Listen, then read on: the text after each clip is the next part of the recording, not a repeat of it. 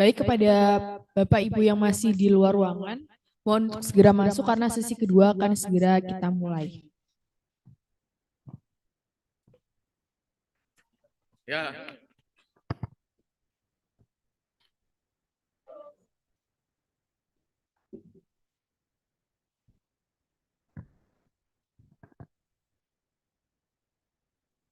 Nah.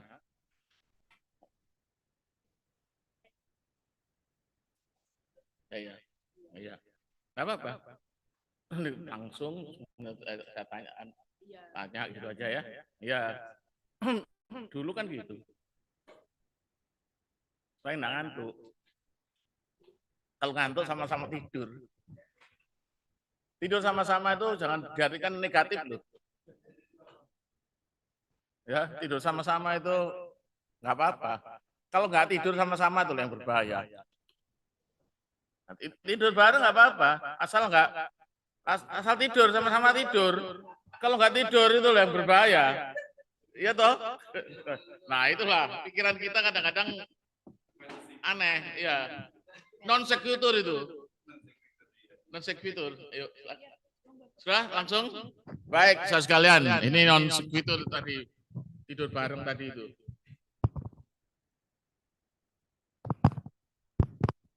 Oke, kita lanjutkan ya.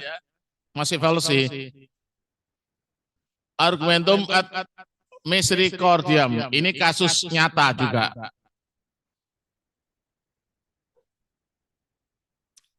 Pada argumentum ad misericordiam atau untuk rasa belas kasihan hakim, pengunjung diminta untuk menerima satu argumen. Pengunjung diminta untuk menerima suatu argumen bukan karena argumen itu kuat, melainkan yang mengajukan argumen menggunakan bahasa yang penuh belas kasihan dengan merujuk pada keadaan terdakwa yang memang patut dikasihani. Ini kasus nyata, ya. Jadi terdakwa itu menggunakan kata-kata, wah, kalau ini kau yang mboten gadan, ngoten di, wah itu yang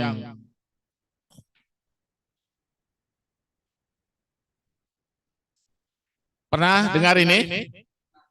Pernah ya? Ya. Ya, pernah dengar ya?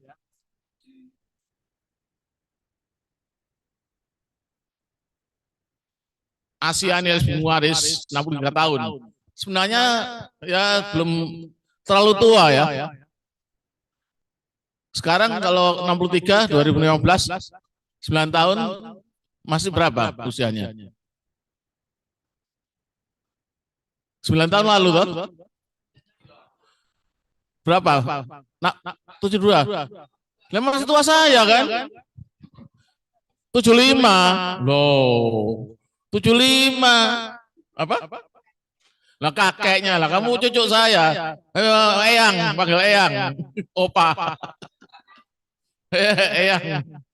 Opa. Lo ada masa saya panggil saya grandpa, gitu. Kan kelas bahasa Inggris. Grandpa, oke. Karena dia ya papanya dia itu masih lebih ya pantas jadi anak saya, ya grandpa.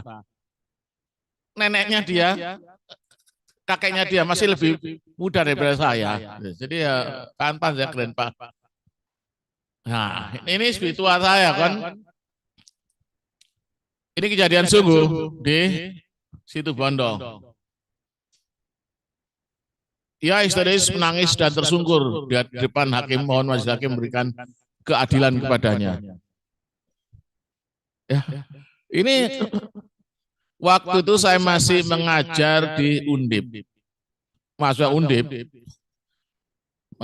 nanyakan pada saya, Prof, bagaimana itu? Kan harus dilepas.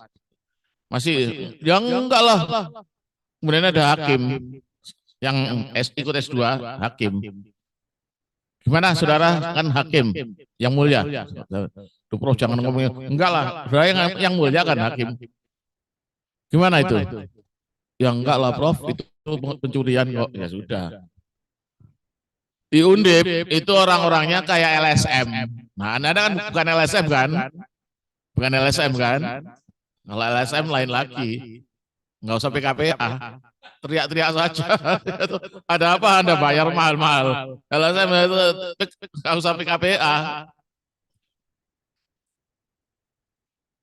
Asyani dituduh mencuri 7 batang kayu milik PT Perhutani. Ya, saat itu dituduh mencuri 7 batang kayu milik Perhutani. Pencurian loh ya. Menurut pasal 12, ini loh ada pembaca di YouTube di mana nggak ngerti Yunto kalau banyak Yuntis ini bahasa Latin. Yunto itu satu, kalau banyak JIS, Yuntis. Bacanya Yunto, bukan Junto, bukan pakai Y. Pakai Y itu nggak ada bahasa Latin. Y itu, Y itu tidak ada huruf Y itu dalam bahasa Latin. Yunto. J sebenarnya juga nggak ada. IO, Yunto. Tapi kita sudah biasa pakai bahasa Belanda, Yunto. Jadi menurut pasal 12 Yunto, pasal 18 Undang-Undang Nomor 18 2013, ia dapat dipidana penjara selama 5 tahun. Sama dengan 62 KUHP juga sama kan? Betul ya? 362 KUHP kan masih berlaku sekarang. 5 tahun toh pidana penjara pencurian. Ya, 5 tahun ya. Barang siapa mengambil barang milik orang lain dengan maksud untuk dimilikinya sendiri secara melawan hukum, loh itu yang penting ya.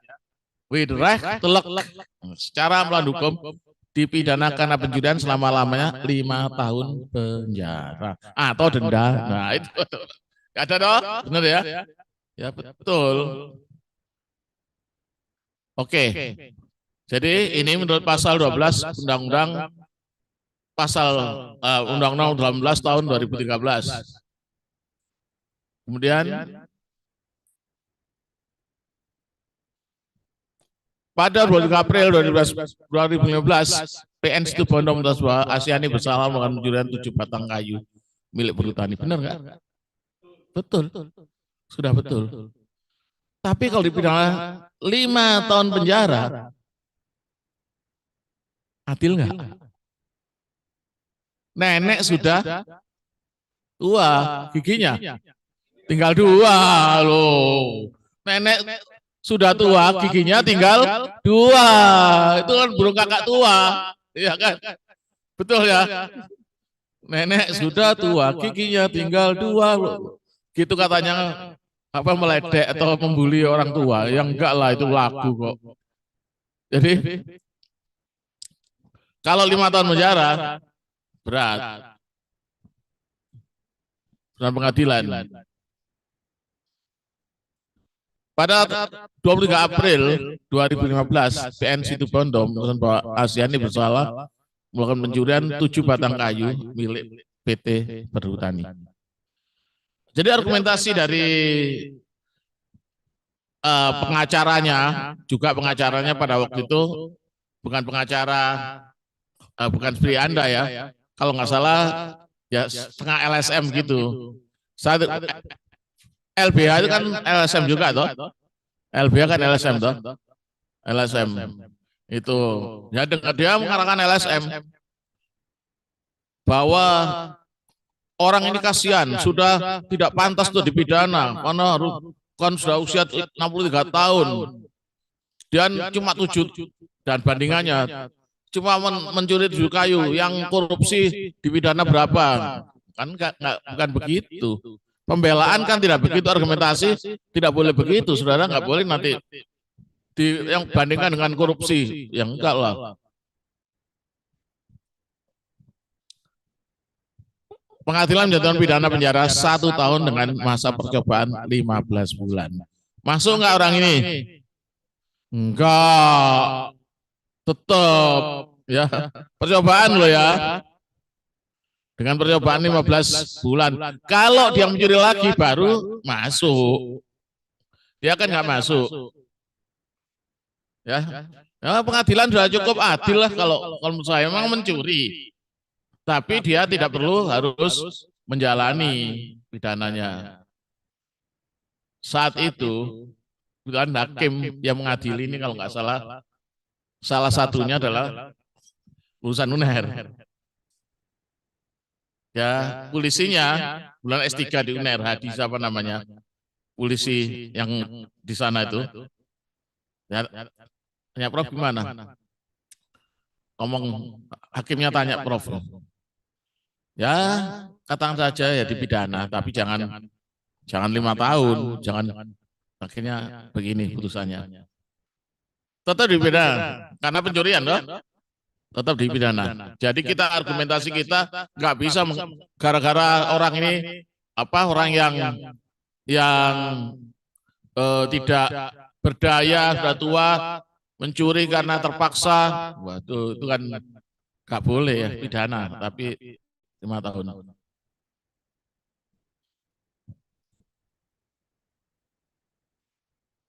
Di samping itu secara formal ya denda 15 juta dari mana? Subsidiar 1 hari kurungan yang tidak perlu dijalani. Itu putusannya begini. Tetap rasa keadilan dijunjung tinggi, tapi secara hukum juga tidak dilanggar. Silakan kalau ada pertanyaan, komentar, nggak apa-apa. Yo, enaklah kita diskusi aja lah. Gimana Anda? Oh bukan.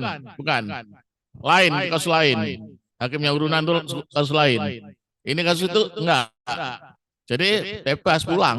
Ada komentar bahwa kalau Anda membuat argumen dengan mengatakan orang kasihan sudah tua, tidak, itu saya kira bukan argumen yang valid. Itu termasuk fallacy. Biar nanti pertimbangan hakim menyatakan sudah tua dan masih atau belum pernah dihukum kan, dengan hakim begitu yang meringankan kan gitu. Silakan ada pertanyaan atau komentar supaya enak ini. Pelan-pelan saudara. Ya, Mas Taufik.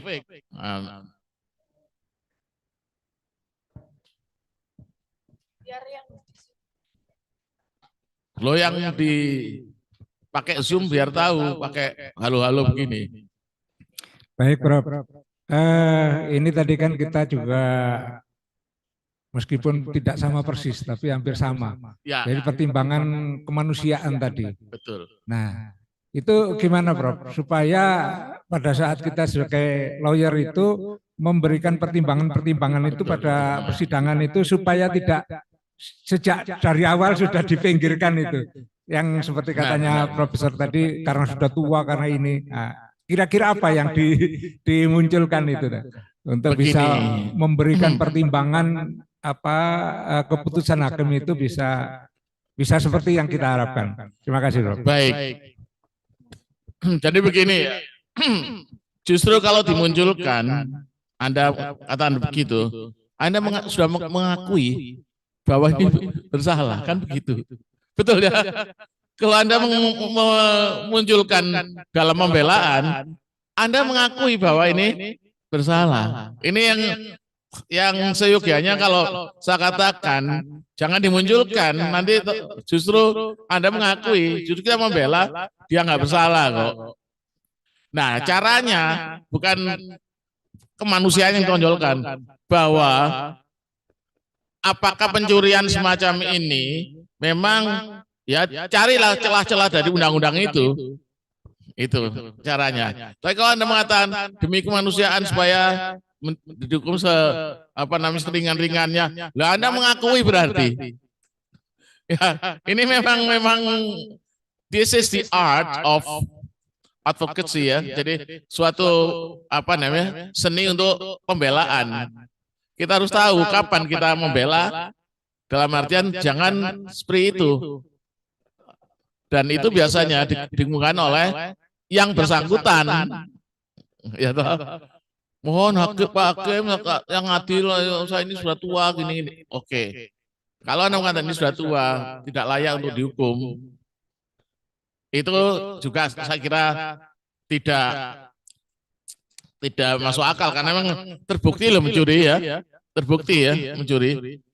Nah, supaya bahwa kayu yang dicuri ini tidak seberapa, itu repot memang. Sama dengan ini kasus yang lagi tangani itu apa, yang saya nggak boleh komentar lebih jauh, tapi yang kasus tangani bartender, ya kan, bartender yang di, ya ini dia kan juga begitu. Sebenarnya kalau mau dilacak, apakah benar dia melakukan, yang bertanggung jawab siapa sebenarnya? Pemilik hotelnya kan, harusnya. Tapi kan saya nggak boleh terlalu jauh untuk mengomentari masalah ini, iya kan? Jadi apa namanya, kalau melakukan pembelaan, ya seyogianya nanti kalau misalnya 359 tidak dimasukkan, nah baru kemudian, loh ini kenapa 359 tidak dimasukkan? Jadi kalau saya kan bukan 338, apalagi 340, 359, tapi itu nggak mungkin. Kata Anja bebas nggak mungkin, karena sudah merupakan apa ya, sudah publik ya ini, gitu. Seperti tadi itu pembelaan tuh nanti jangan langsung diam itu dilangsungkan pada saat itu. Ini strategi saja dalam pembelaan. Gimana, Mas Taufik? Ya, silakan. LSM, Ya. model-model pembelaan model LSM. Ya. Nah, kira-kira menurut apa namanya pertimbangan Prof itu efektivitas daripada pembelaan model LSM itu gimana, Prof? Karena tekanan-tekanan yang diberikan pada peradilan melalui apa namanya opini publik, nah itu gimana, Prof? Nah, itulah saya katakan dari segi hukum tidak benar. Katanya pengadilan dulu independen, tapi tidak boleh dicampur oleh siapapun. Tapi siapa yang paling mencampuri urusan pengadilan sekarang? Eksekutif? Enggak. Apalagi legislatif. LSM. LSM yang paling mencampuri sekarang. Sangat mempengaruhi ya, pressing. Hakimnya di kadang-kadang ya Anda lihat sendirilah sekarang kasus Ahok. Ya kasus Ahok itu. Pantaskah Ahok dipidana sampai 2 tahun? Enggak pantas sebenarnya. Tapi tekanan terhadap pengadilan gimana? Dan kalau Ahok tidak dipidana, bukan Jokowi, Ahoknya diancam dibunuh. Ya dibunuh. Oke, dipidana dan nggak naik banding. Tapi di mana dipidananya? Di Makobrimob. Di Makobrimob kan enak juga. Ya, nggak dipidana. Tapi sebenarnya kalau menurut saya lihat nggak ada penistaan agama kok di situ. Yang Roy Suryo itu penistaan agama, memang agama Buddha. Masa patung Buddha diganti patung Jokowi? Kepala Jokowi kan nggak benar itu. Loh iya betul itu. Iya kan, kalau itu Roy Suryo penistaan agama Buddha. Nah ini yang kasus Bekasi ini gimana? Rosario kok langsung dibacok. Dan yang salah satu yang kena itu orang Muslim loh. Yang melerai itu orang Muslim itu. Jadi nggak semuanya yang cewek yang Katolik semua, tapi yang melerai orang Muslim itu dibacok juga. Nah, ini kan sudah keterlaluan. Orang berdoa, kalau Anda berdoa di rumah sebagai orang Muslim, berdoa di rumah, kan nggak terganggu, nggak ada yang mengganggu. Loh, kalau kami berdoa apa terganggu Anda? Nah kalau orang Hindu di rumah saya di di perumahan saya ada orang Hindu, 2 orang Hindu pakai perajan, pakai apa, pura di depannya. Tiap kali bahkan bakar dupa, kami yang bau loh. Ya nggak terganggu ya, memang begitulah. Itu kita hargai. Kita hargai kepercayaannya. Tapi ada lagi orang yang nyembah pelok. Pelok. Iya, pelok itu bijinya mangga, disembah-sembah. Anda percaya nggak? Anda pergi ke sana, kemana namanya? Baratu di daerah Jalan Demak sana, Kelenteng itu. Wakwe itu, orang Chinese ya, Wakwe. Itu dulu pelok asalnya, sekarang ganti kayak pelok gitu, tapi gini, gini-ginikan juga, coba pelok. Baik, saudara. Jadi ini saya kira putusan ini sangat adil, betul ya?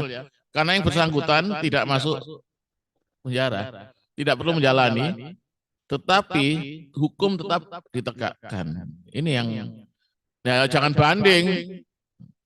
Kalau sudah begini jangan banding. Banding malah kena masalah lagi, harus masuk. Gimana? Bisa ditangkap ya. Ini kalau melakukan pembelaan jangan begitu. Nanti Anda mengakui seolah-olah tuduhannya benar ya toh. Bolehlah nanti dalam pledoi dikatakan bahwa yang bersangkutan sudah berusia sekian tahun, nah itu baru, tapi jangan memelas. Ini kan memelas. Oke, ada pertanyaan lagi mengenai masalah ini? Enggak? Saya lanjutkan ya. Nah, ini lagi kasus lagi ini.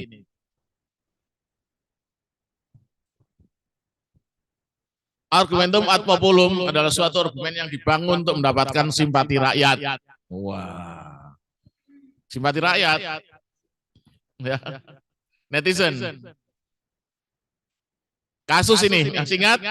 Ini kasus-kasus semua loh yang saya kemukakan ini.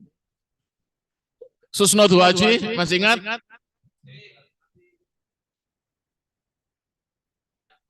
Ya, Chandra Hamzah dan Bibit Samatrianto yang para wakil ketua KPK ditahan Jaksa Agung. Ya, ini kasus benar. Saya beritahu saudara, sampai sekarang tidak pernah ada SP3. Berarti mereka masih, iya, KPK, Jaksa Agung kan ada, ya kan? SP3 kan ada, di Kejaksaan kan ada. KPK memang nggak punya. Jadi kalau ditahan KPK ya sudah, nggak ada apa namanya semacam pintu darurat, nggak ada. Kalau Jaksa Agung kan polisian ada ya.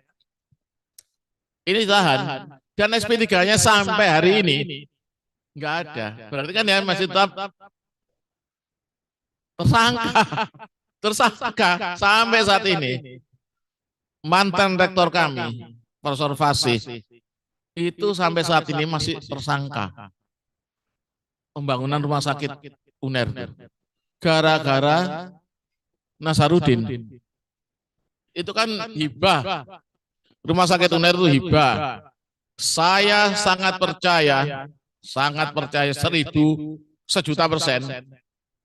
Fasih itu orang yang tidak menerima suap sama sekali, orang yang sangat amanah. Fasih itu. Bahkan ketika dia mantu, nggak ada bubuan, nggak udah. Sampai sekarang dia masih tersangka. Saya marah sekali pada orang KPK pada waktu itu. Tapi dia katakan sebelum ada perubahan undang-undang ini ya. Gimana Prof? Ini standar kami. Wah ya sudah kalau itu. Tapi tolong kami tunggu aja lah Prof Fasih sampai meninggal. Marah saya. Jadi kalau Prof Fasih ini meninggal dalam keadaan sebagai tersangka. Bayangkan. Sampai sekarang masih belum ada ya semacam. Nah, beliau ditahan sebelum ada undang-undang KPK berlaku. Perubahan belum berlaku. Jadi begini. Prof Fasih ini pada waktu penyerahan rumah sakit oleh Nasaruddin sebagai rektor, beliau kan harus menandatangani surat penerimaan itu. Iya kan? Nah, gara-gara surat ini dia dianggap ikut menikmati korupsinya Nasaruddin. Nasaruddinnya sekarang sudah keluar. Prof. Nasir masih jadi tersangka. Dia katakan Nasaruddin sambleki ya. Loh iya, tapi bukan, tapi tanda tangannya pribadi. Lah iya, kan tersangka. Ikut serta atas nama siapapun, tapi kan dia ikut tanda tangan uang korupsi itu. Ya sebagai rektor UNER, tapi kan pribadi. Mana ada badan hukum di penjara, kan enggak? Iya kan? Nah, mengerikan kan? Itu sebabnya undang-undang KPK diubah, ribut juga. LSM kadang-kadang agak mengerikan, saudara ya. Tuh. Nah ini Chandra Hamzah dan Bibit Samatrianto. Ini sampai sekarang beliau masih belum ada SP3. Jadi masih tersangka. Kasihan. Mereka didakwa melakukan tindak pidana korupsi. Berkas sudah nyatakan lengkap dan siap untuk dilimpahkan ke pengadilan. P21 kan? Ini kan P21 mestinya ya toh? Dan siap disidangkan. Apa yang terjadi?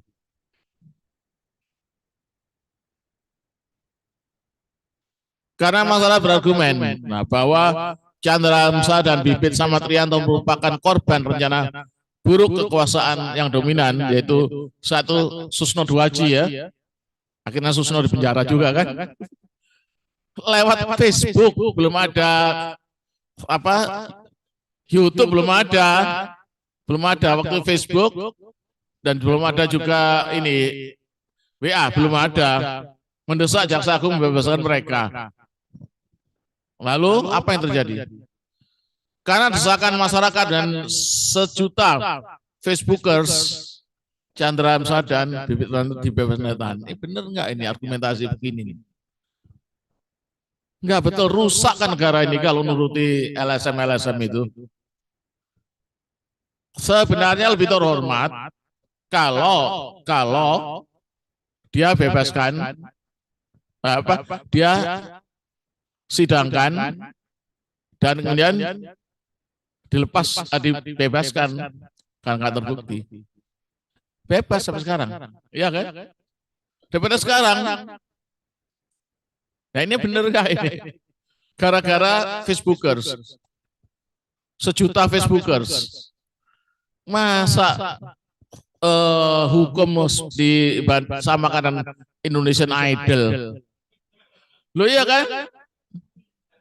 Indonesian Idol kan berapa banyak SMS waktu itu? Zaman itu SMS yang menang. Saya itu nggak setuju begitu itu. Nggak setuju. Karena siapa suka lawan siapa, nggak gitu loh. Yang namanya penyanyi itu ya penampilannya, dan kemudian itu ada dewan jurinya. Nggak SMS, banyaknya SMS. Ini kan sama Indonesian Idol sini. Ya. Ini mengerikan sebenarnya. Kalau kita para telaah kasus-kasus hukum di negara kita ini mengerikan. Nah ini apa, Ferry Kundiam. Ada pertanyaan tadi. Nah,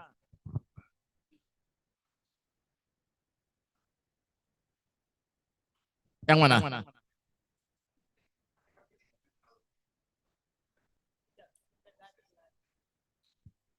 Betul, itu masuk itu. Masuk. Policy. Masa policy? Ya, kadang-kadang di apa namanya dipertimbangkan. Berarti policy ini ada gunanya kan? Ada gunanya.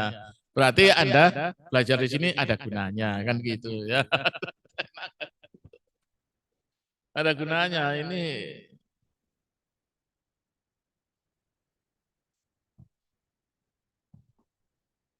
Argumentum et verecundia merupakan suatu penuntut pada yang punya kewenangan. Kewenangan lo ya. Wali kota punya kewenangan enggak? Punya.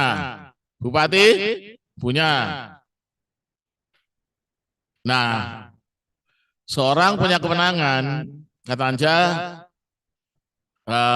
Jokowi, presiden punya kewenangan. Dia punya kewenangan enggak di dunia kedokteran? Dia seorang insinyur kehutanan, kan nggak ngerti pasal hukum, ngerti nggak? Ya nggak ngerti. Tapi kadang-kadang orang-orang kita itu yang namanya pemimpin tuh ngerti segala kan begitu. Itu yang ini. Ya. Penguasa dia nggak tahu segala. Ini salah. Ya, penguasa dia nggak tahu segala. Nah, ini seorang tahu Bill Gates. Bill Gates ya. Kenal Bill Gates ya? Bill Gates nggak tahu ya. Ya, Bill Gates nggak kenal Anda, nggak kenal saya juga kok. Bill Gates itu tahun berapa itu Microsoft kena perkara. Dan sampai di tingkat banding saja, Bill Gates mengatakan, oke, kita nggak akan ke Supreme Court, percuma. Karena apa namanya persaingan ya, kena persaingan antara internet dengan Microsoft kalau nggak salah digabung bundling. Saya tahu bundling memang dilarang oleh undang-undang antitrust law di Amerika ya. Lalu Bill Gates mengatakan, I know everywhere, but this law I don't know.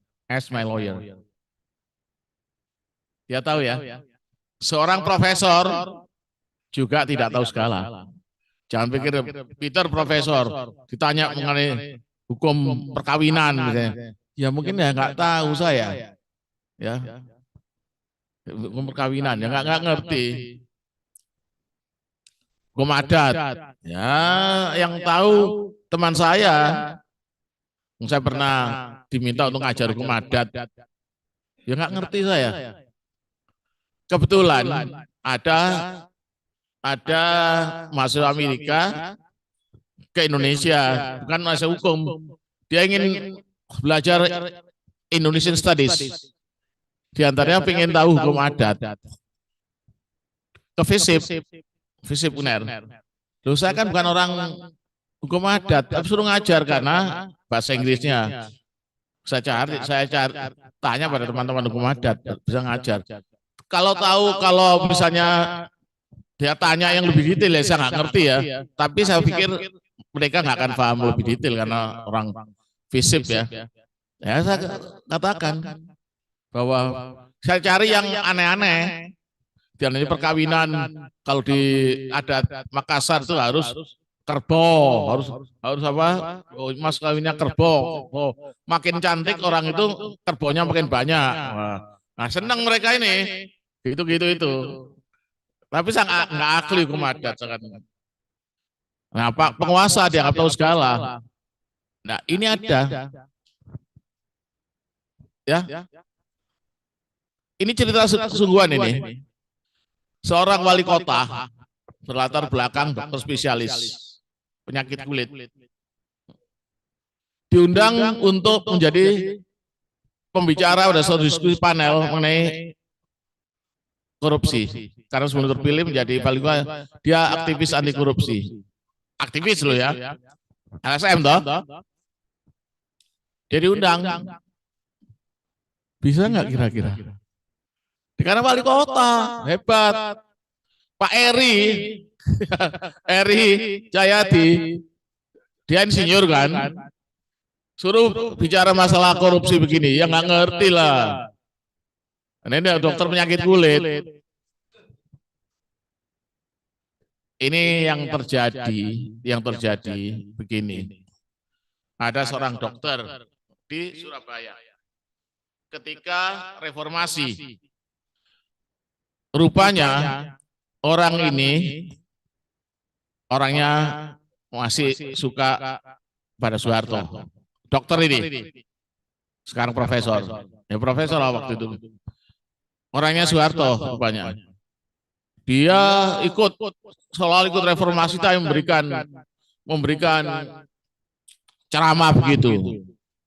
Saya juga ikut reformasi, dia ceramah, tapi salah satunya adalah bahwa yang berbicara nih harus mengerti apa yang dibicarakan dan harus ngerti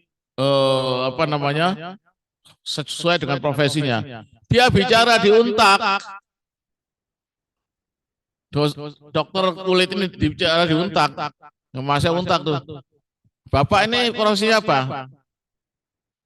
Dokter kulit. Lo kok bicara masalah politik? Turun.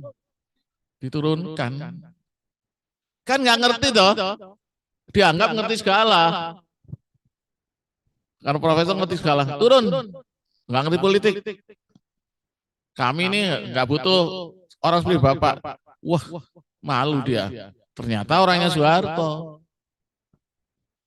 Nah, ini seorang wali kota berlatar belakang dokter spesialis penyakit kulit diundang untuk menjadi pembicara pada suatu diskusi panel tentang apa?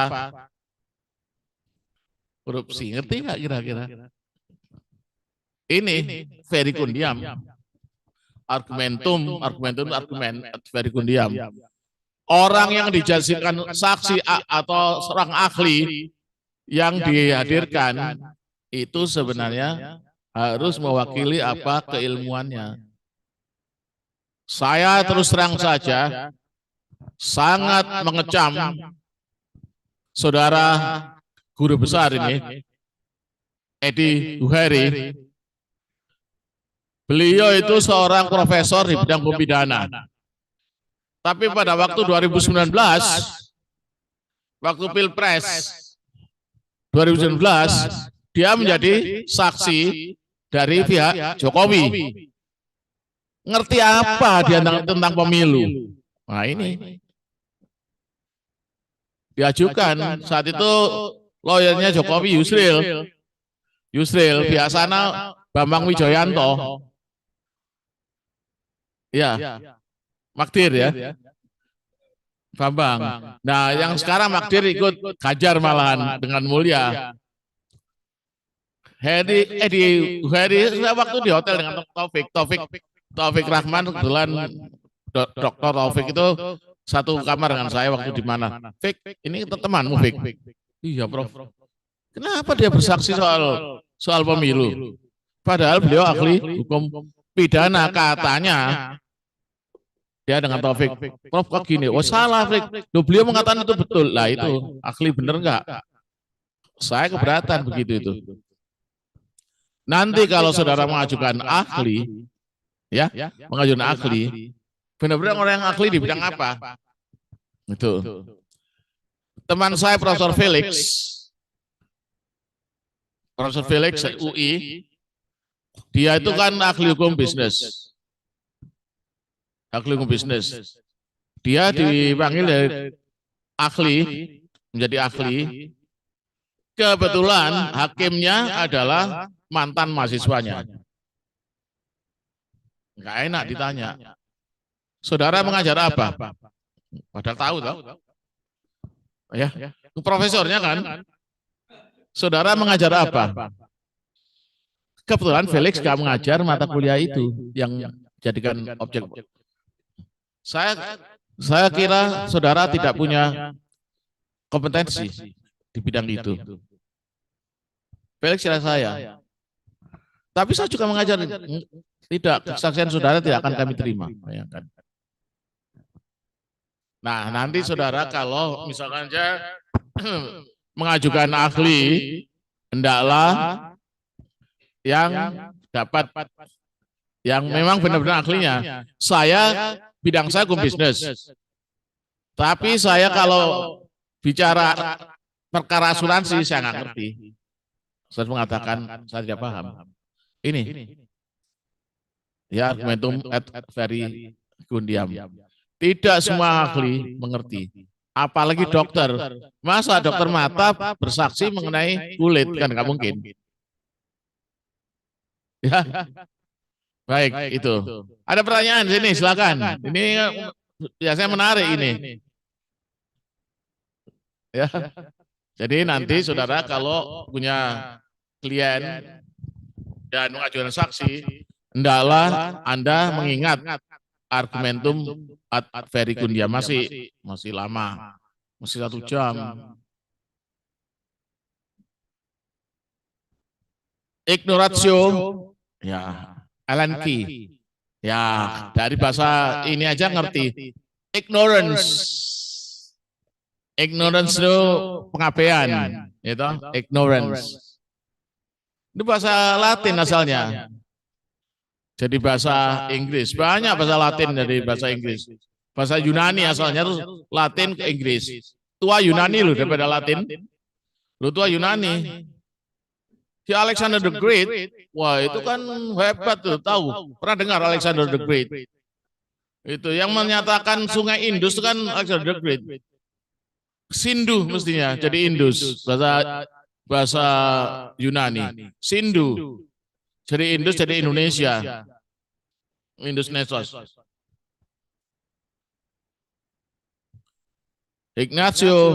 Ignoratio elenchi merupakan falsi untuk memberikan konklusi yang tidak relevan. Nah ini kita lihat. Ada unsur yang diabaikan sehingga benar yang hakiki. Nanti ini kasus juga. Yang saya berikan pada Anda itu banyak kasus yang terjadi.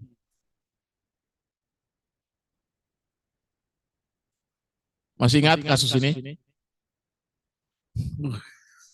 Ingat sekali ya. Antasari ini punya lagu. Deloitte yang menyanyi. Apakah salah dan apakah dosaku hingga ku begini. Ya itu lagunya Antasari Ashar. Aku tak sanggup lagi. Ya, itu. Tapi dikeluarkan oleh Jokowi toh. Saya tahu kasusnya itu. Tahu persis kasusnya itu. Tapi orang mengatakan karena dia mau memasukkan besannya SBY. Bukan itu. Itu hapus-hapusan saja itu. Ini KJ loh yang orang itu. Komisi Judisial menyatakan bahwa terdapat indikasi penyimpangan profesional dengan hakim yang Maria Antasari dengan mengabaikan bukti. Ini sangat fundamental ini. Serius sekali kasus ini. Kenapa hakimnya tidak ditindak? Jaksa Sirosinaga akhirnya juga dia masuk kan. Mungkin sampai sekarang masih di dalam penjara Sirosinaga. Itu. Dia malah mau nuntutnya pidana mati. Pidana mati tuntutannya. Kenapa sih saya terus terang menolak pidana mati? Ini kasus nyata yang masih di abad ini. Awal-awal abad ini pokoknya ya awal abad ini kalau tidak salah. 2 orang dieksekusi, kakak beradik orang hitam dieksekusi di Amerika, mati. 2-3 tahun kemudian terbukti bahwa yang melakukan pembunuhan orang lain bukan dia. Nggak bisa dihukum lagi. Ya kalau Yesus bangkit dari antara orang mati.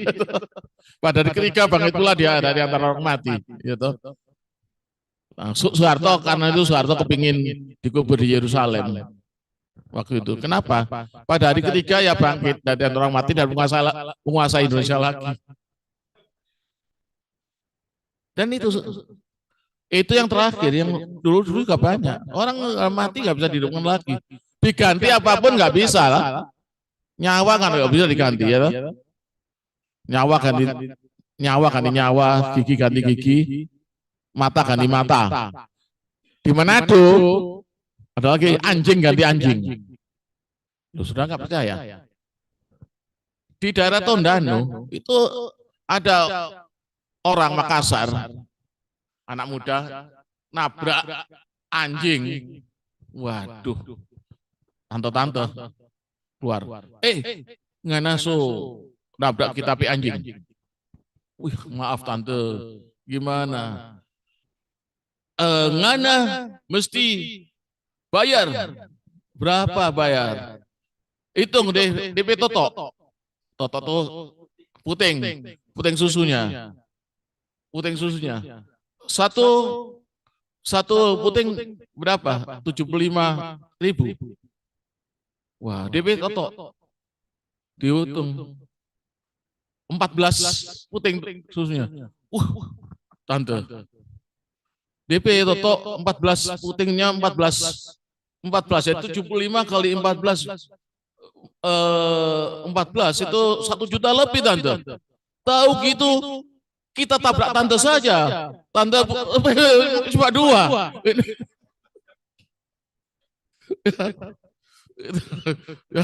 Daripada tabrak anjing, ya kan anjing ganti anjing.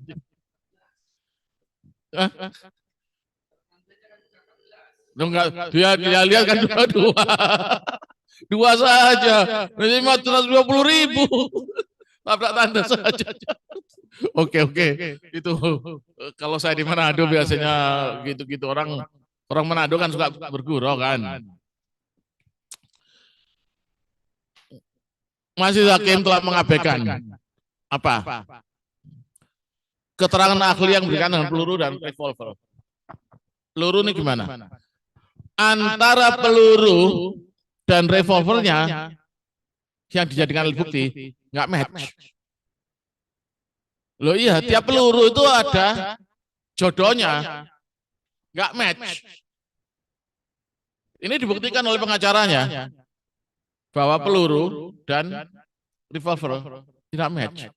Jadi kalau ada pembunuhan, Anda misalnya lawyer membuktikan ini, oh ini dari FN misalnya ya, FN. Loh kok nggak match? Ini diabaikan oleh hakim. Ya keterangan ahli yang berikan peluru. Juga kalau nggak salah SMS. Kalau saudara waktu itu belum ada WA ya, waktu Antasari belum ada WA, SMS. Kalau Anda SMS saya, misalnya Peter akan aku bunuh kau, misalnya, Anda hapus, di providernya masih ada. Ya di providernya masih ada. Saya udah ngajar e-commerce juga, SMS juga begitu, WA juga begitu loh, di provider nggak hilang loh. Anda take down YouTube, Anda take down provider, di provider masih ada loh. Ya, di providernya masih ada, di YouTube-nya masih ada, direkam. Mungkin di YouTube Anda hapus, tapi nggak akan hapus karena jejak digital tidak akan dapat dihapuskan. Ini diabaikan. Antara peluru dan revolver. Revolver kan sebangsa pistol ya, tapi revolver kan beda. Ya bedanya gimana? Saya sini nggak pernah tahu persis ya, mana revolver, mana pistol, tapi ini adalah revolver yang digunakan, pelurunya bukan revolver. Pernyataan ahli IT tentang SMS yang juga dikirim oleh tidak pernah ada. Tidak pernah ada. Itu. Diabaikan. Padahal ini kunci. Kalau Antasari menggunakan pistol ini atau siapa yang disuruh oleh ini pelurunya pasti beda. Belum lagi yang lain. Dia diabaikan dan Antasari tetap dihukum 18 tahun penjara loh. Loh iya. 18 tahun penjara karena itu dia menyanyi lagu tadi itu. Nah, sebenarnya nanti aja di luar saya bisa cerita pada saudara. Jadi, bukan karena besannya, tapi karena yang lain. Siapa yang cerita itu? Siapa yang cerita pada saya? Pada kami lah, bukan saya aja. Ada berapa? Susno Duaji. Ya sudahlah, sama-sama masuk penjara kan. Susno Duaji. Itu. Ya mengerikanlah pada masa itu. Ya enggak Susno membela Antasari karena Susno juga dimasukkan toh akhirnya. Mengerikan. Jadi saya jadi heran ya. Seperti inilah negara kita ini. Negeri ini. Ya berapa tahun lagi kita akan bisa, apakah kita ini sudah siap berdemokrasi? Kalau menurut saya kok nggak siap demokrasi. Belum 25, baru 25 tahun, 26 tahun sudah nggak demokratis lagi. Nggak siap kita.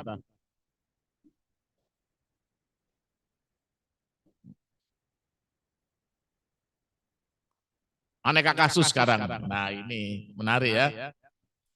Masih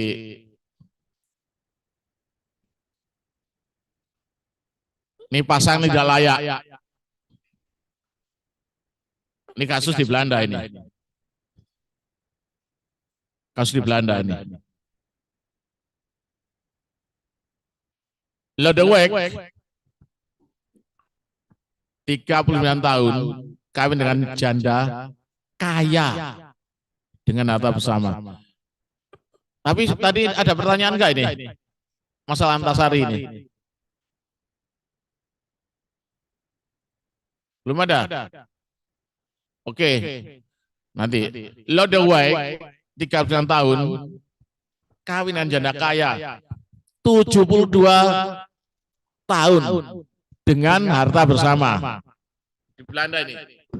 Jadi kalau gitu tidak ada pemisahan harta kekayaan.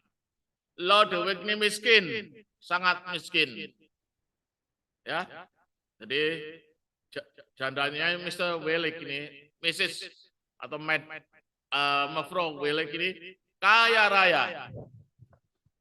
Nah, pertanyaan saya, ini apa susunya nggak kadaluarsa?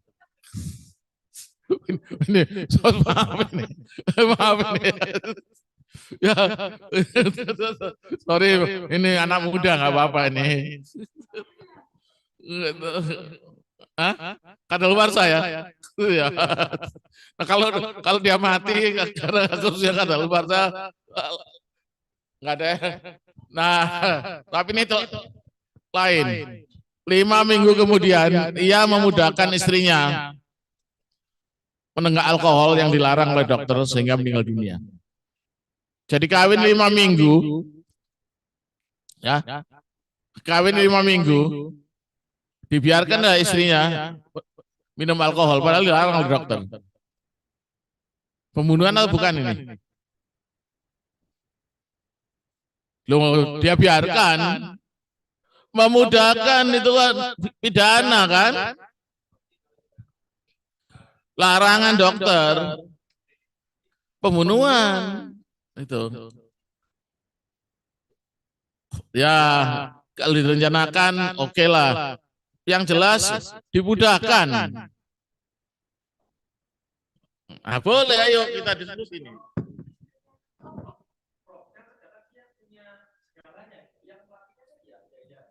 Loh enggak boleh. Dokter melarang.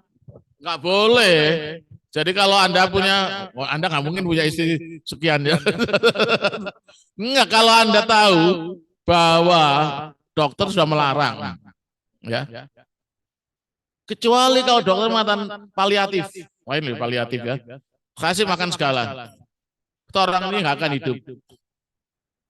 Ada loh dokter yang mengatakan, sudahlah Pak pulang saja. Menurut saya loh ya, yang masih konservatif pikiran saya. Orang yang sudah bukan nggak ada dokter vonis itu. Mau yang vonis itu hakim. Loh. Ya vonis gak ada. Yang mau vonis itu hakim. Jadi kalau ada orang yang katakan saja sudah mestinya harus tetap dirawat, tapi dokter mengatakan Pak pulang saja. Itu menurut saya itu masih itu tetap eutanasia. Eutanasia. Pak pulang, Pak, Bu, kasih makan enak-enak. Paliatif tuh. Itu eutanasia, tetap eutanasia. Mestinya nggak boleh. Atau dicabut alat-alatnya karena sudah nggak kuat apa namanya biayanya, bukan biaya, tenaga juga loh nunggu di situ. Terus cabut sajalah. Tapi tetap hidup sampai berapa hari, berapa waktu lamanya dia meninggal. Itu tetap kalau saya itu eutanasia. Yang mestinya juga nggak boleh dilakukan. Nggak boleh dilakukan. Tapi nah kalau orang bukan disuntik mati, bukan, ya dicabuti gitu. Tetap saja eutanasia. Saya terus terang aja, saya ini pro life dalam artian bahwa hak hidup. Lalu gimana kalau dia itu menderita? Sudahlah, itu kan urusannya dia dengan Tuhan. Barangkali belum selesai dia dengan Tuhan. Ini ada yang jadi kembang amben, kalau orang Jawa bilang kembang amben, sampai sekarang ada. Yang kolega kami itu jadi enggak mati-mati, sudah berapa tahun ini enggak mati-mati, tapi juga enggak hidup. Ya, hidup sekarang tidak mau. Sudahlah, urusannya dia dengan Tuhan. Mungkin masih ada hal-hal yang harus selesaikan. Itu. Mungkin saja Tuhan punya alasan. Lebih baik diselesaikan di sini dulu, nanti baru masuk surga. Bisa saja gitu. Ya kita nggak tahu lah, itu rahasia Allah itu. Nggak bisa kita. Jadi paliatif. Kalau saya nggak bisa terima ini tetap saja pembunuhan, ya kan? Dan nyatanya memang di penjara. Kan membantu kematian istrinya di penjara. Nah pertanyaannya, apakah Lodewijk berhak atas harta kekayaan istrinya? Loh boleh. Apa yang mengatakan? Nggak boleh. Harta bersama kok.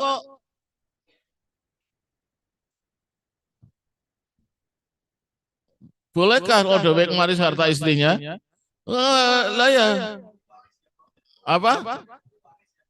Loh, kalau waris enggak, apakah benar kalau waris? Nah, coba kita lihat ya ini nanti enak kan ini. Jadi mestinya kalau orang nggak boleh kan gitu loh. Boleh setengah, enggak lah. Tidak ada perjanjian. Nah ini, loh enggak. Jadi gini ya. Begini, menurut saya lanjutkan ini karena nggak lengkap kasusnya saya berikan di sini.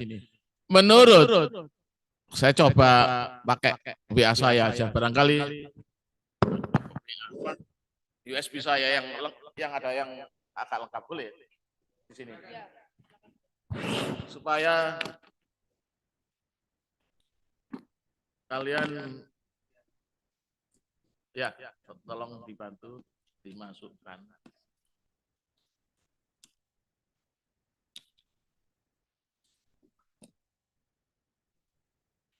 Udah dulu ya, supaya kasusnya lengkap, supaya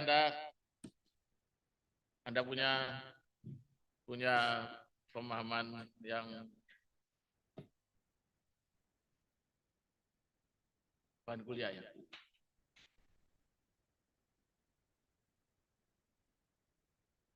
Bahan kuliah. Bentar dulu. Oh, bentar dulu. Ini apa ini? Ya, saya.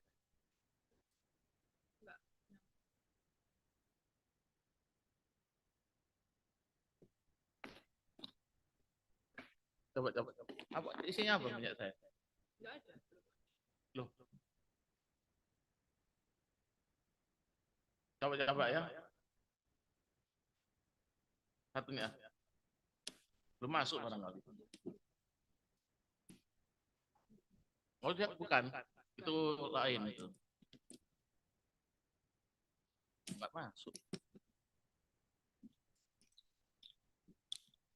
Kebalik berarti. Harus masuk.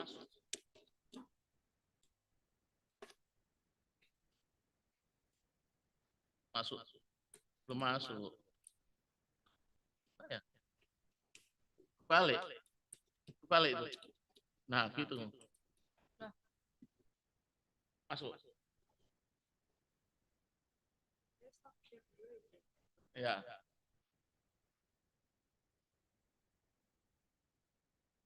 Apa? Kuliah. Ya, itu.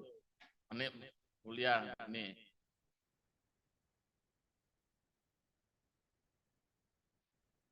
Nah, dulu ya. Tenang. Nanti bahan kuliah itu saya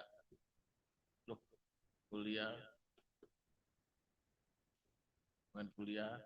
Nah, dulu saya cari yang mungkin bahasa nggak apa-apa ya, saya bahasa Inggris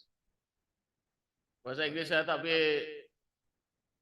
tetap saja mana bahasa Inggris.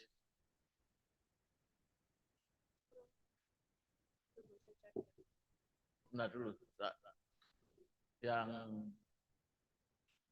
ethics and moral, filsafat hukum mengantar, kemudian nah, fungsi ini pengambilan keputusan.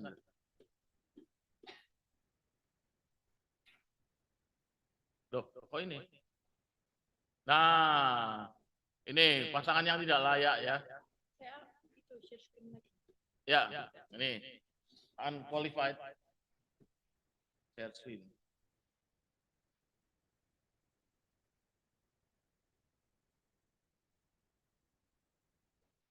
Unqualified. Nah, ini bahasa Inggris karena kita berikan dalam bahasa Inggris ini. Ini pasangan tidak layak. Ya, pasangan tidak layak.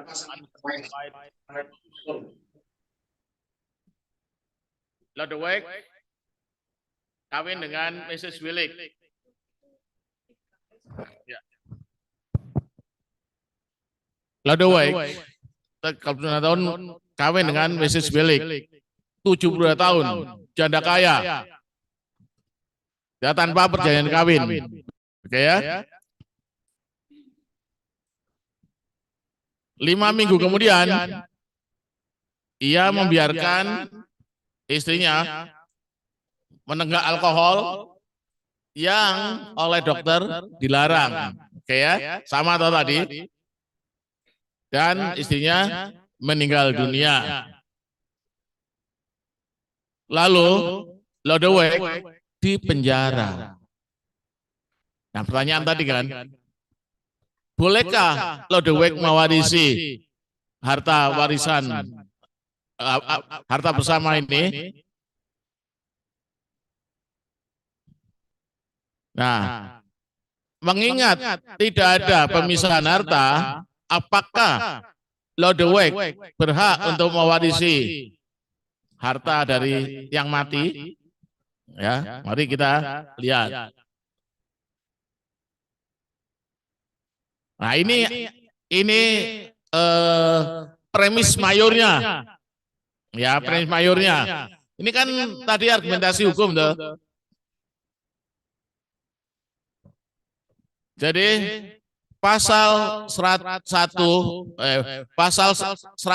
ayat 1 itu BW baru yang buku pertama. Pasal 100 ayat 1 dari NBW tentang orang dan keluarga menyatakan bahwa married couple, pasangan, mempunyai hak yang sama di dalam ya mempunyai hak yang sama untuk harta bersama, kecuali ya diperjanjikan lain. Ya, jadi ada pemisahan harta. Kalau tidak ada perjanjian kawin, ya sama dengan kita toh. Ada harta bersama. Jelas ini. Jelas ya? Jadi ada harta bersama. Nah, ini yang menarik kan ini nanti.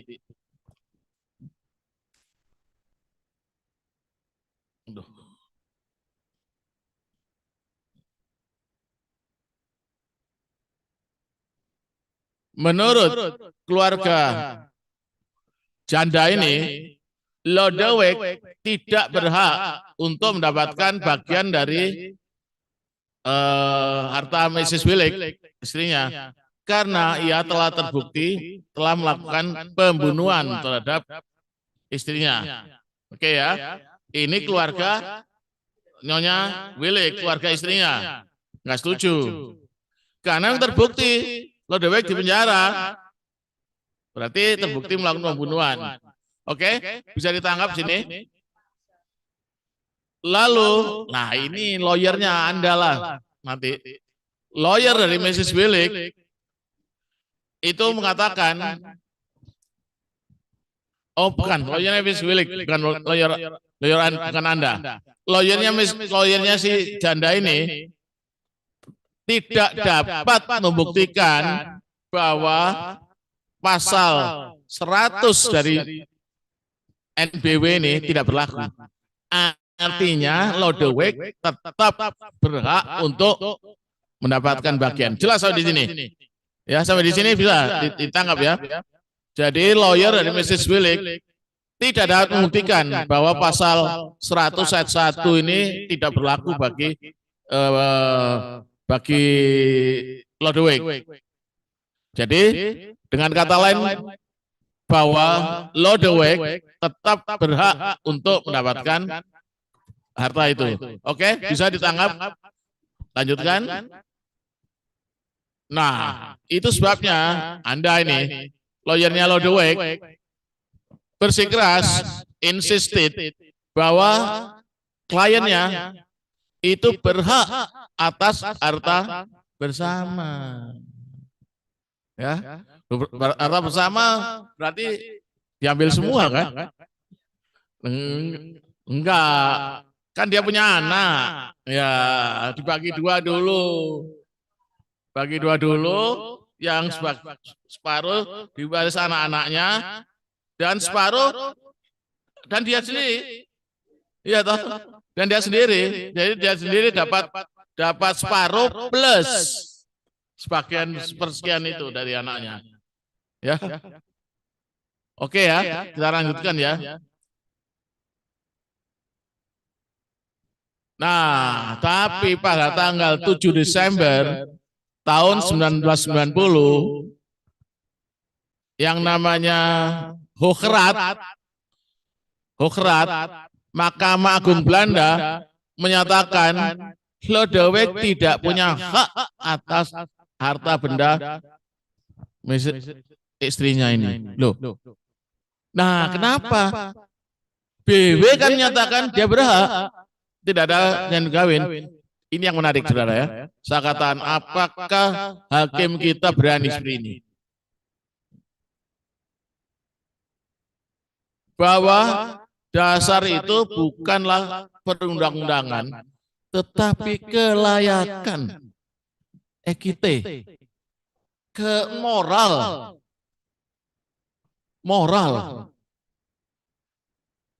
Ini pertimbangannya.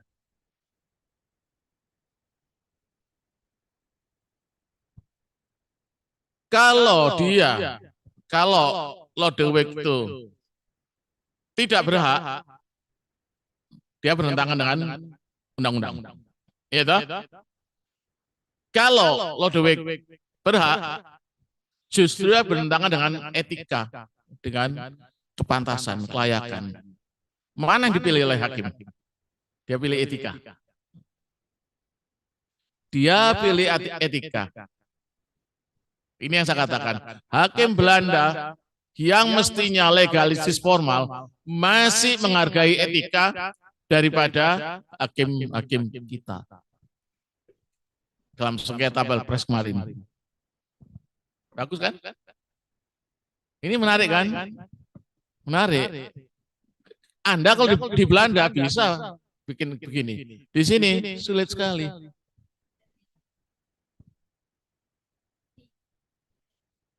Iya, betul. Bahwa tidak etis orang yang membunuh atau menentang berkenan moral itu mendapatkan harta. Lah, legalis lagi Anda.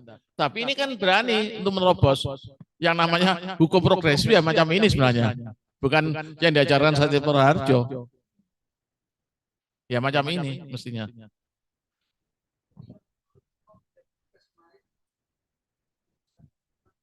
Salah. Ya bener nggak betul, nggak berani. Ya jadi kalau ini Pilpres mestinya Lodewijk berhak mewaris. Tapi benaran moral nggak itu? Benaran moral kan? Nah ini kan ini sudah terbukti cacat etika moral kok dimenangkan. Ya.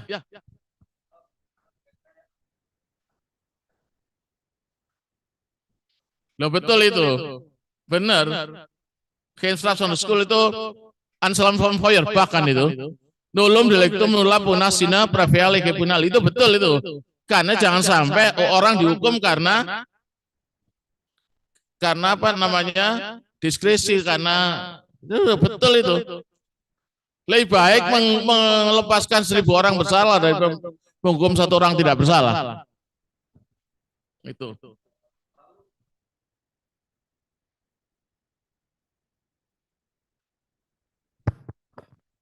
Mohon izin Prof. Berarti hakim ini juga punya diskresinya sendiri. Loh, sangat besar. Diskresi hakim sangat besar. Ingat loh, hakim itu siapa?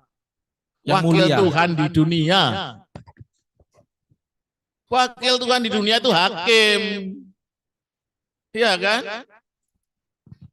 Jadi kalau hakimnya tidak benar terima sogokan, itu wakil Tuhan atau wakil setan?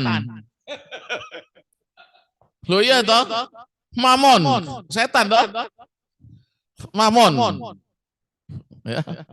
Orang tidak mungkin mengabdi kepada dua tuan, pada Mamon atau kepada Allah. Nah ini. Jadi kalau hakimnya tidak menggunakan nurani, yaitu wakil setan. Karena kalau manusia itu menggunakan nurani, ada namanya conscience. Dalam arti nurani.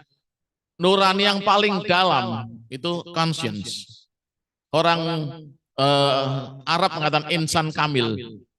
Insan kamil itu sesuatu yang dalam, conscience. Itu. Kalau nuraninya tidak digunakan demi kekuasaan, demi yang lain, harta tahta wanita, ya sudah, itu setan, itu aja lah.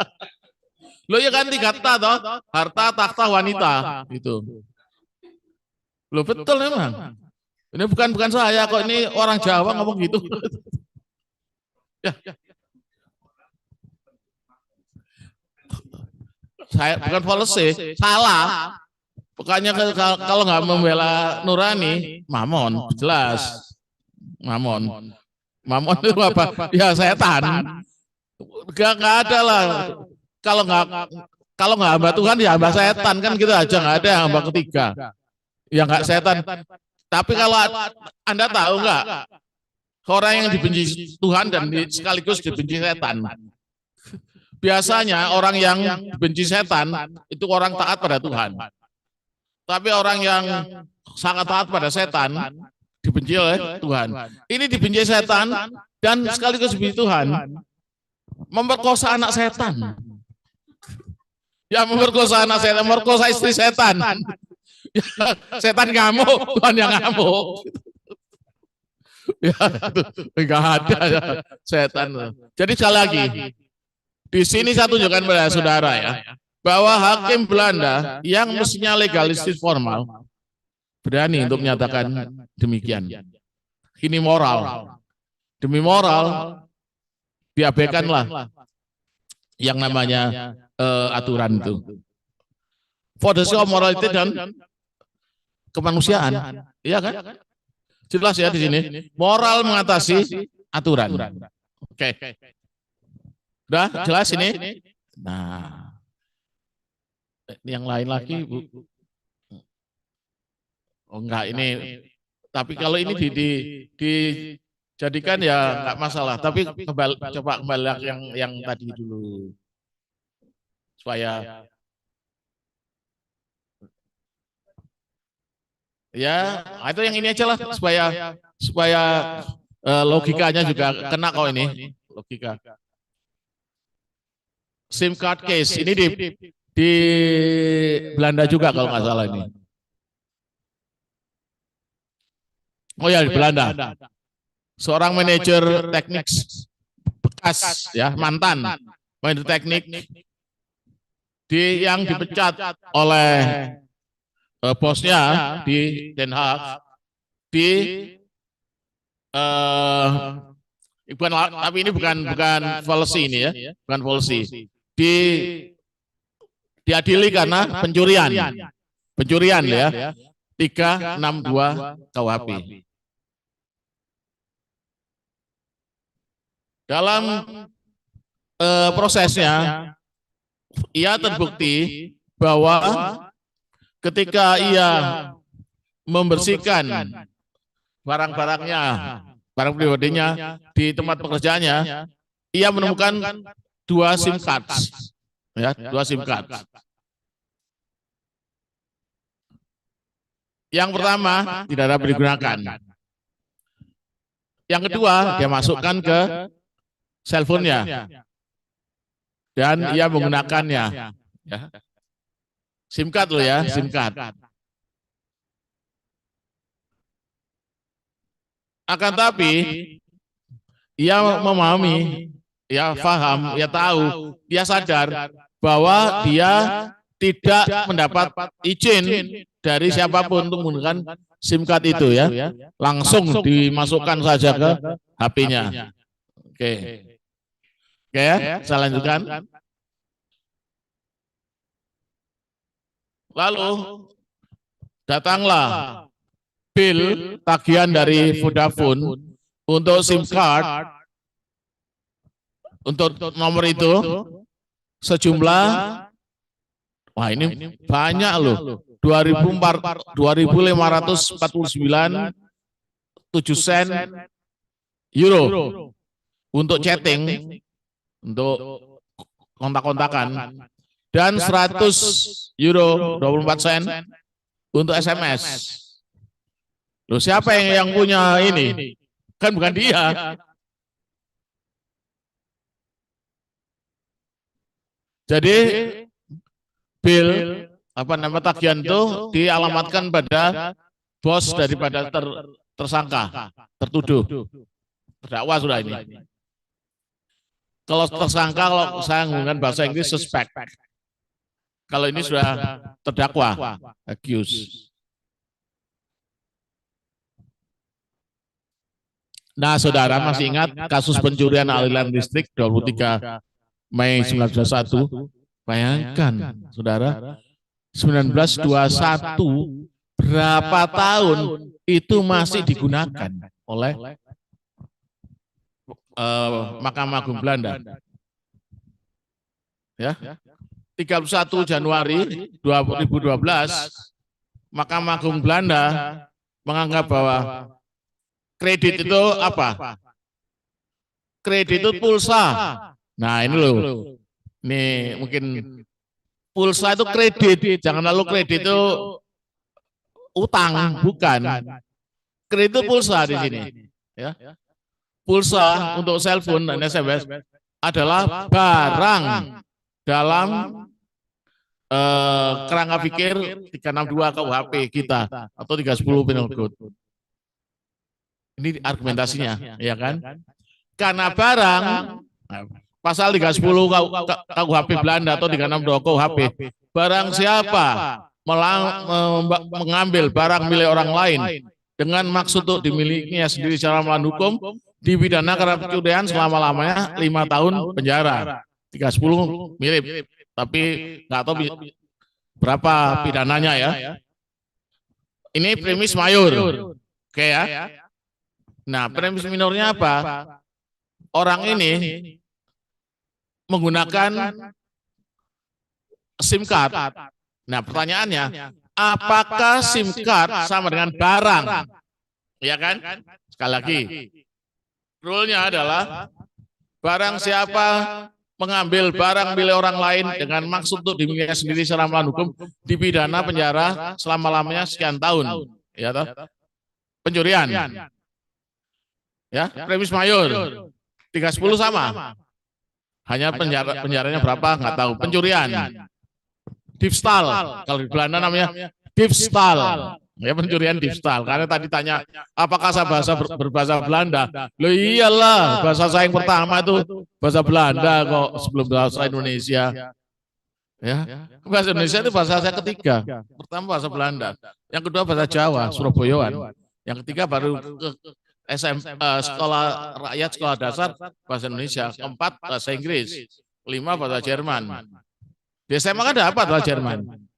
Kemudian bahasa Latin, bahasa Perancis. Ini diefstal, pencurian. Nah, yang dicuri kan barang. Nah, apakah SIM card itu sama dengan barang? Ini sekali lagi penafsiran ekstensif.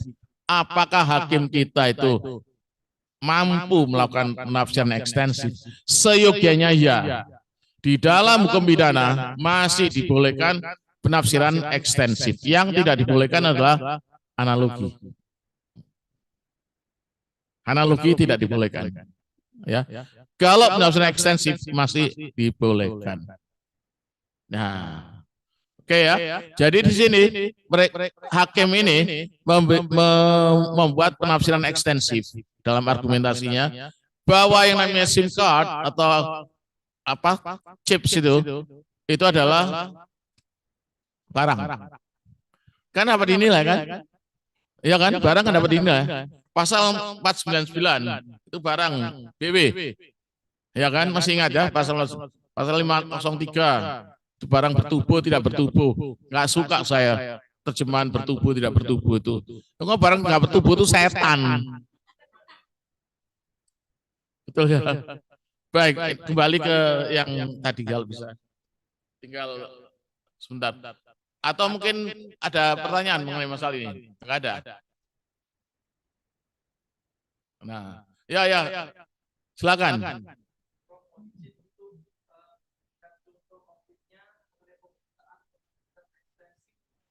Bagus ya. Kalau penafsiran ekstensif itu suatu apa namanya yang ditafsirkan itu misalnya tadi barang kan? Apakah ini barang? Apa namanya? Apakah SMS itu barang? Maaf, chips dulu. Apa namanya? SIM card itu barang. Nah, diperluas karena SIM card itu dapat digunakan dan secara ekonomis ada. Itu namanya penafsiran ekstensif. Diekstensikan peraturan ini diperluas peraturannya.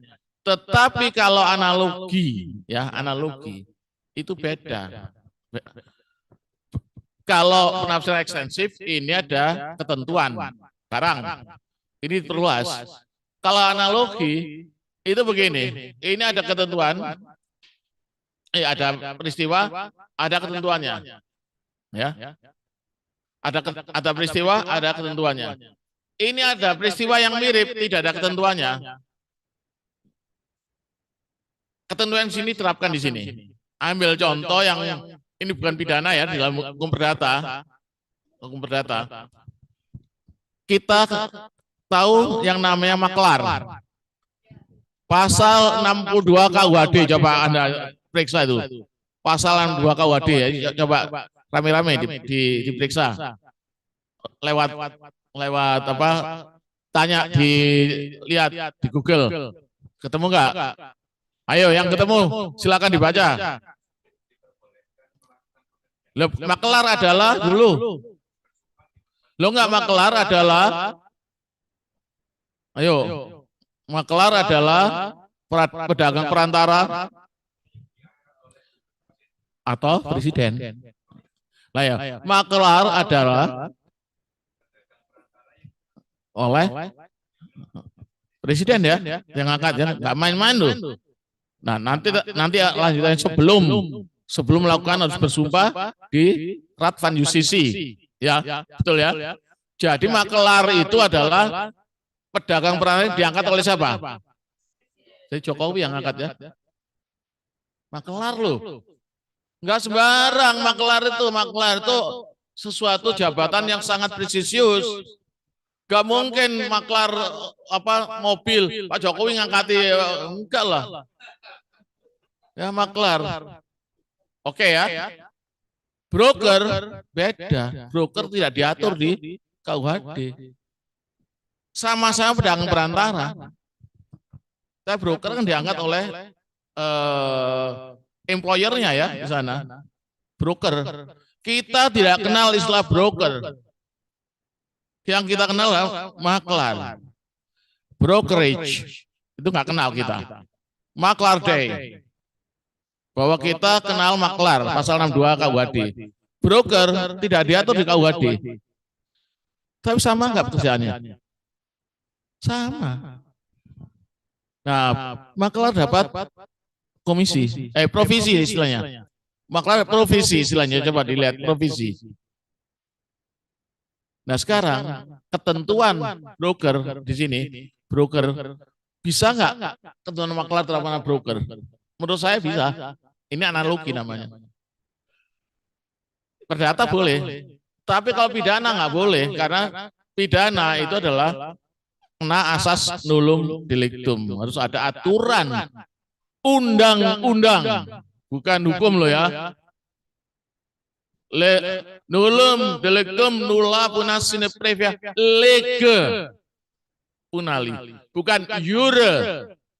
Kalau hukum sine iure hukum undang-undang, sehingga nggak mungkin analogi, harus ada undang-undang yang undang-undang terlebih dahulu mengatur. Dulu ada pembajakan udara. Sebelum adanya undang-undang pembajakan udara. Dulu pembajakan di laut mau diterapkan, tolong oleh hakim, nggak bisa. Analogi, nggak boleh. Ya. Karena itu lalu dibuat undang-undang pembajakan udara. Atau KUHP-nya kalau nggak salah diubah, lupa saya. Tapi yang jelas itu analogi dan satunya penafsiran ekstensif tadi. Ya.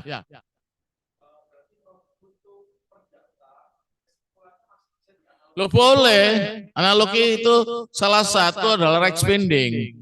Jadi penemuan hukum itu ada 4. Yang pertama rex konstruksi, pembangunan hukum. Rex konstruksi. Yang kedua adalah rex interpretasi, tadi penafsiran tadi ya. Yang ketiga rex verfeining, untuk penghalusan. Mungkin mengambil dari aturan-aturan di hukum adat misalnya ya. Dan yang 4 rex analogi.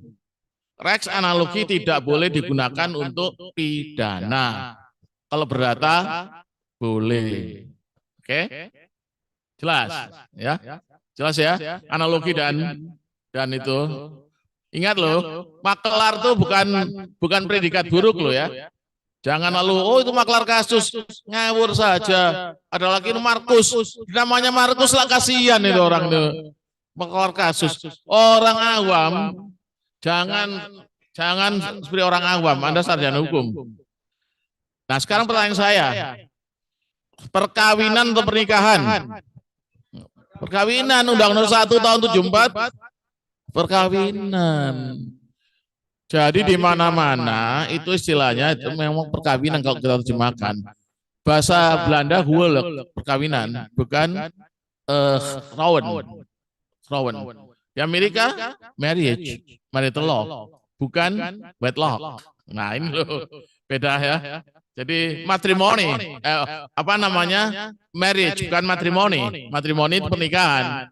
Jadi kalau di gereja holy matrimoni silakan, pernikahan kudus. Di undangan pernikahan silakan, tapi kalau undang-undangnya perkawinan. Jadi kita mesti sebagai sarjana hukum harus apa? Kalau orang sudah kawin tapi belum nikah, enggak benar. Itu bukan orang hukum yang ngomong gitu. Silakan. Ya. Bukan orang hukum. Orang hukum ya kawin ya nikah ya sama. Nikah bahasa Arab. Ya. Ya nikah. Kan yang nikah talak rujuk NTR. Nikah talak rujuk. Gitu. Karena itu undang-undang perkawinan. Gitu. Yang saya terus nanya pasal berapa undang-undang bahwa perkawinan adalah suami istri apa yang untuk membentuk rumah tangga yang apa? Oh enggak gitu. Ada undang-undang nomor 1 tahun 74 yang kekal. Kok ada perceraian di situ? Enggak benar loh. Enggak boleh, undang-undang enggak boleh memasuki sesuatu yang sifatnya kekal itu enggak lah. Kawin itu apa sih? Untuk keabsahan toh. Ya, keabsahan dari anak ini loh. Anak. Loh kalau hubungan saja nikah siri, tapi punya keturunan apa diakui oleh negara? Kan enggak. Nah, itu.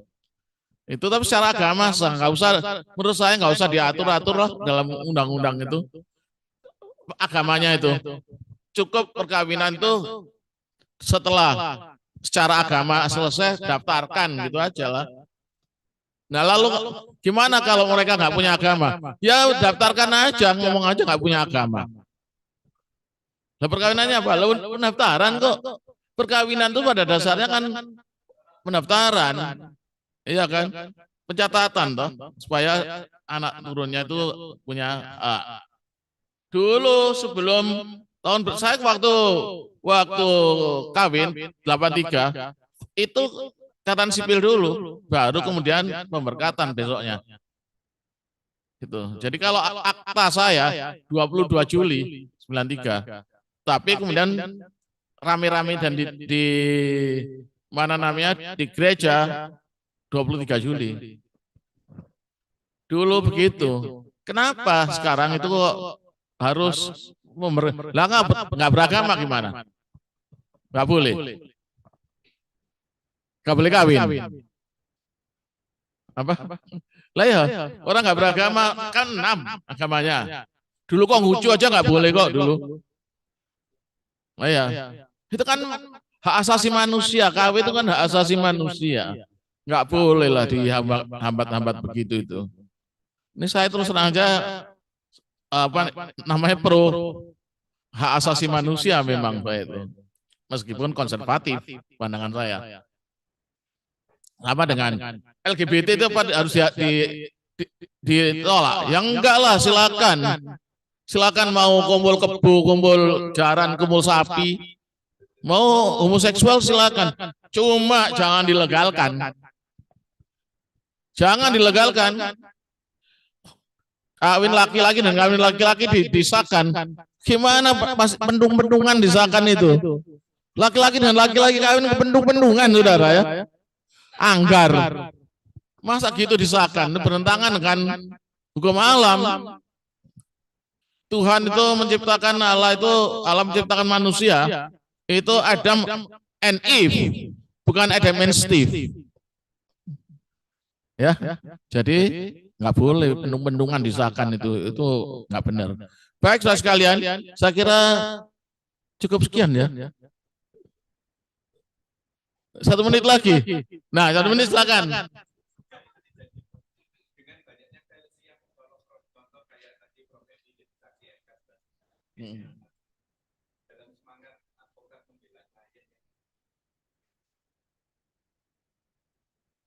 Nah, itu jaksa mengajukan misalnya saksi yang falsi misalnya.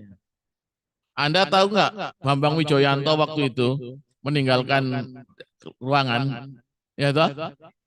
Nah itu protes dari Bambang Wijoyanto. Saya memang nggak setuju, nggak apa namanya, memang nggak cocok secara ideologis dengan Bambang Wijoyanto.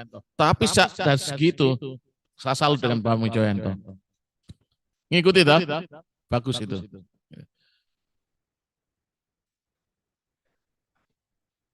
Iya, betul. Saya salut dengan Bambang Wijoyanto. Meskipun mungkin dalam banyak hal tidak sejalan, tapi pada saat itu, itulah yang dilakukan oleh Bambang Wijoyanto. Itu tepat sekali. Itu menjawab pertanyaan Anda. Dan apa enak sekali kan prakteknya itu. Iya toh? Iya, itu. Gimana? Sudah? Ayo silakan ditutup. Baik, saudara sekalian. Ya mudah-mudahan ini apa menyenangkan saudara. Kalau ada kesalahan ya mohon maaf. Kan gitu. Ya, Prof. Ya, sudah. Baik, terima kasih Prof. Peter atas pemaparan materi yang sangat luar biasa dan juga pertanyaan-pertanyaan yang sangat menarik yang disampaikan oleh para peserta. Semoga kita bisa bertemu di lain kesempatan ya, Prof. Senang saya di lain kesempatan, saya diundang lagi kan? Iya, selalu, Prof. Ya. Mungkin nanti ada Bapak atau Ibu yang belum puas terhadap Ya, boleh. pertanyaan, nanti bisa di WA ya, Prof, ya mungkin, atau Boleh, bisa 081. berdiskusi di luar kelas. Ya, saya tulis di sini aja, kan enak toh. Di sini ya. Yuk. Saya tulis di papan aja. Ya, ini aja. 081 650 3849. Kelihatan toh? Nah, nomor lama ini. Zaman kalian belum punya HP, barangkali saya ini sudah punya HP. Baik. Pokoknya abad yang lalu. Sudah lebih dari ya kira-kira berapa ya? 28 hampir 30 tahun. Ya. Baik, selanjutnya akan ada sesi isoma selama 1 jam. Jadi pada jam 1:30 peserta bisa kembali lagi ke ruang kelas untuk mengikuti sesi ketiga, yakni materi tentang sistem peradilan Indonesia yang akan disampaikan oleh Prof. Ari. Sebelum keluar dari kelas, para peserta dimohon untuk maju. Kita foto bersama dulu, Prof. Boleh. Untuk dokumentasi. Ayo. Ya. Dokumentasi, ayo. Nah, foto dengan saya. Ini nanti tolong dilepas gini aja nggak apa-apa. Saya jep dulu aja. Ya. Prof, bisa maju aja nggak apa-apa? Ya, nanti. Boleh.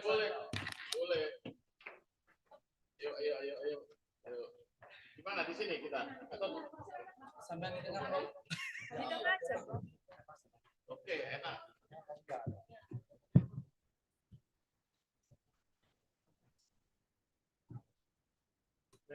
Enak lah kalian. Ya benar.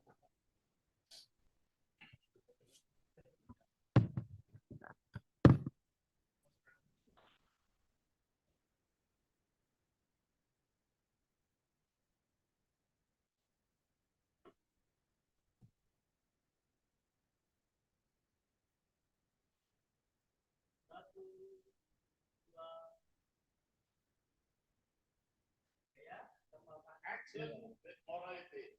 Excellent. Uner dong. Excellent with morality.